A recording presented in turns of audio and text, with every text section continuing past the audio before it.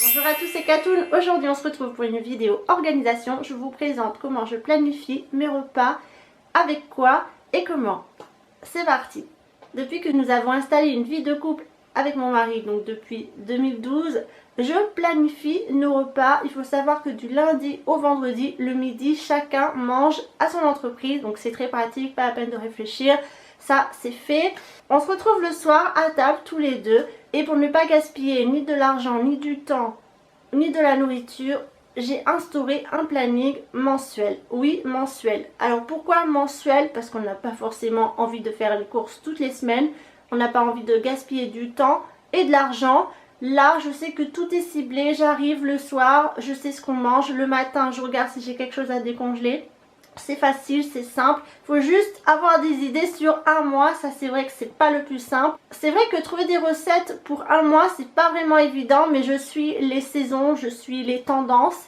Même si sur les blogs, sur les chaînes YouTube de cuisine, tout ça, ce qu'ils proposent, c'est un peu difficile. On n'a pas forcément tous les ingrédients chez soi.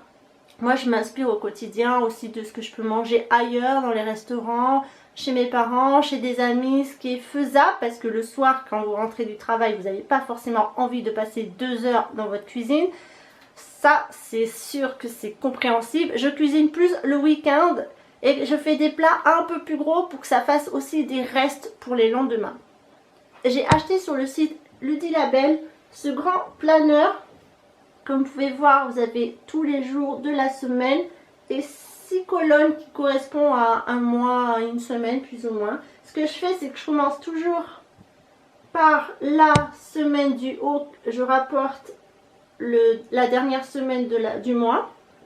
Puis je commence à remplir le reste.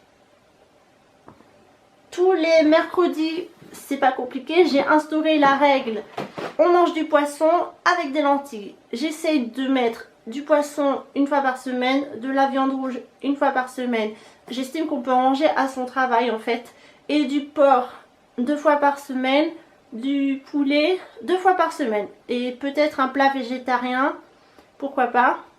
Ainsi que tous les légumes, que ce soit crudités ou légumes verts ou qu'est-ce qu'on a d'autre, petits pois, carottes, tout ça, tout ça.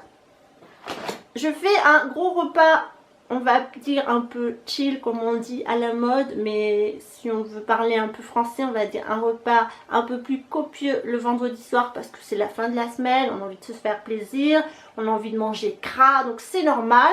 Le samedi midi, comme c'est le midi, je me permets de faire des recettes un peu plus grasses également, un peu plus caloriques. Et le soir, c'est toujours allégé. Mon mari est un très grand sportif, il a besoin de nutriments qui lui apportent des vitamines et de quoi renforcer ses muscles. Donc je privilégie toujours certains légumes, notamment les légumes verts, les épinards. Il faut qu'il mange du fer également, donc les lentilles, c'est très important. Et les œufs également. Tous les mardis et tous les jeudis, je prépare des plats à base d'œufs, que ce soit omelette, œufs au plat, œufs mollets. Tout ce qu'on peut faire avec des œufs parce que c'est important d'en manger, surtout quand vous êtes sportif. Je reviens sur les week-ends. Le samedi et le dimanche midi, nous mangeons des plats un peu plus consistants. Le soir, c'est un peu plus allégé. Et le dimanche, quand nous sommes dans des périodes froides, c'est-à-dire de septembre, on va dire octobre à mars, nous prenons des soupes. Une fois que j'ai tout noté sur mon planning, alors l'avantage de ce planning, c'est qu'il est réutilisable. On peut l'écrire avec le stylo effaçable. Ça, c'est vraiment cool. J'écris sur mon petit calepin tout ce que j'ai besoin. Il y a des choses qui sont régulières, donc je le sais, j'ai pas la peine de renoter. Comme ça, quand je passe ma commande sur le drive, j'ai plus qu'à rajouter, à cliquer et c'est parti.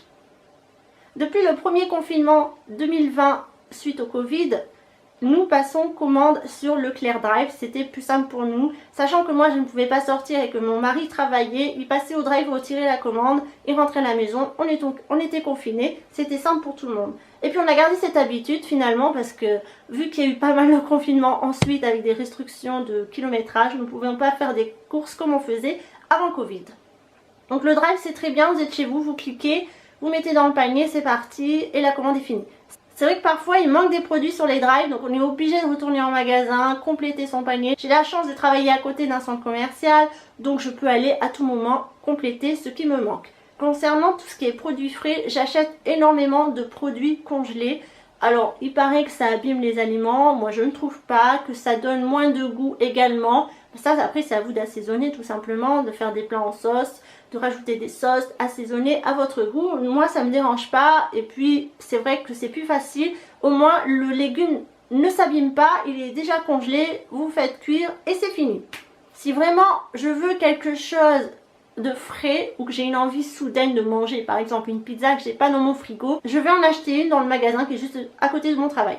Mon budget de course est environ entre 100 et 150 euros. Dedans je mets tout ce qui est divers également et mon chat qui lui aussi mange, il faut bien le nourrir. Je complète le drive avec le magasin Aldi parce que comme je vous disais on ne trouve pas tout. Mon drive est toujours le premier lundi du mois. Et je complète avec Aldi, je vais presque le même jour acheter ce qui me manque. J'espère que cette vidéo organisation repas mensuel vous a plu et pourra vous aider dans votre organisation. C'est très important pour éviter les gâchis, la perte d'argent et la perte de temps. Merci à tous, je vous embrasse, à très bientôt.